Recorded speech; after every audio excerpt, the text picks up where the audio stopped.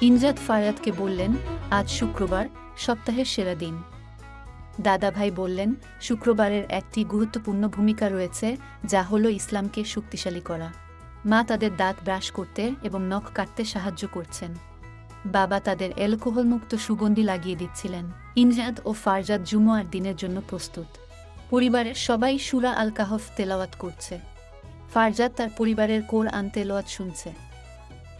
পরিবার হাত তুলে মোনাজাত করে।